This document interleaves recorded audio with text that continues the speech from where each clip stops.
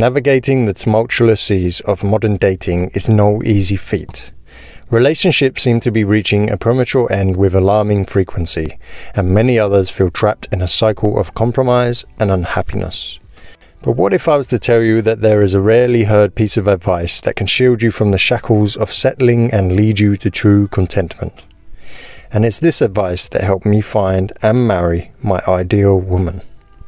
In the realm of dating, the advice often thrown our way tends to be superficial, fixating on external factors like looks, charisma, financial standing, game, and a slew of other surface-level qualities. However, amidst this controversial wisdom lies a lesser-known yet profoundly impactful concept. It's this very idea that should nestle at the core of all your dating decisions, ultimately guiding you to a relationship that resonates with your true self, making the daunting choice of settling down a crystal clear endeavor. This invaluable yet scarcely discussed concept is simple yet profound. Become content with the idea that you might never meet someone, that you might embrace solitude for the rest of your days and find peace within that notion. It's a daring stance, acknowledging that being alone is not a curse but a choice, one made in pursuit of authentic happiness.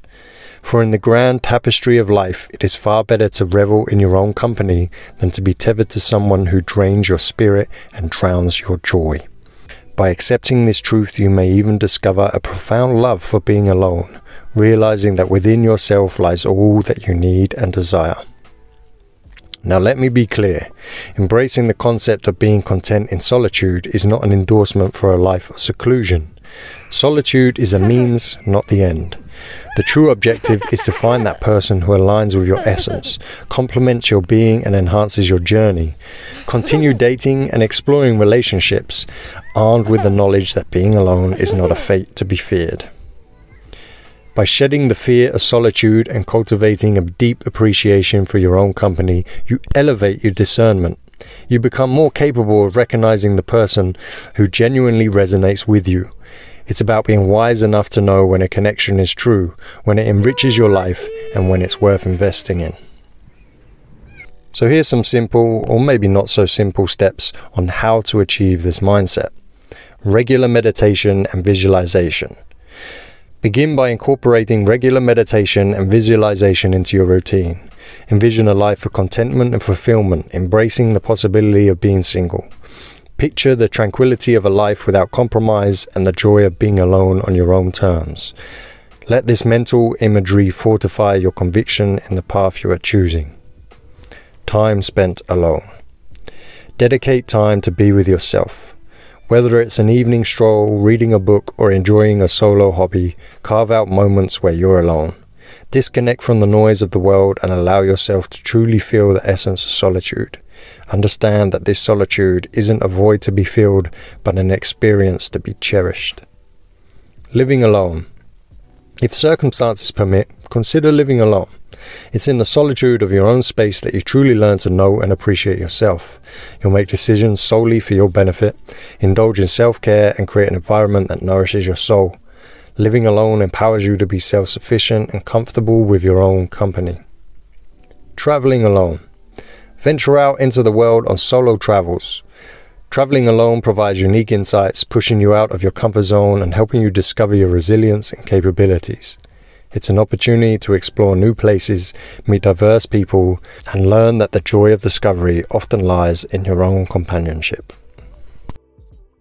Alright, so I know what some of you are thinking. You're thinking, yeah, right, but it's easy for you to say. You're married, you've got a family, okay? Or maybe you're thinking, I'm a reasonably decent looking guy, I've always had options for most of my life. And listen, the reason why I'm in a happy, stable marriage relationship now, and I'm with a woman who is what I consider a dream woman, I consider myself extremely lucky, is because I based my relationships and the people I chose off of this foundation. And this goes all the way back to when I was 16. Okay, and a quick story. When I was 16 years of age, alright, I went on my first date with a girl, first proper date.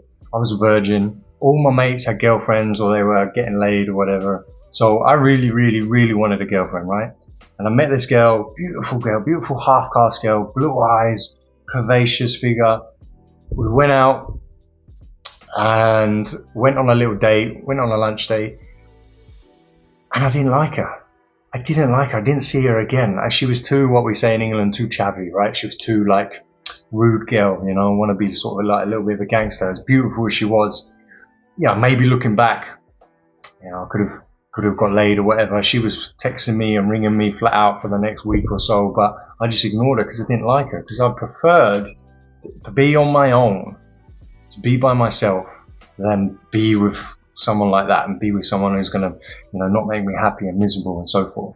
And my previous relationships, my 2 relationships before my wife, same thing. I got to the point where I was like, you know what, don't really like this person anymore. I'd much rather be single, much rather be on my own than try and, you know, be with someone I'm not fully content with. And I was okay with that. And I was okay with the idea. Before I met my wife, I wasn't looking for someone. I wasn't looking for a relationship. I said to myself, I don't know, I'm not really bothered about getting married or any of that. I really like my own company. The only thing that's going to change that is someone really special comes along. And she came along, right? And this is what I recommend to you. And if you've sorted that foundation out and you're in a great relationship and you want to understand how to keep a great relationship working and make it last, I recommend you watch this video right here.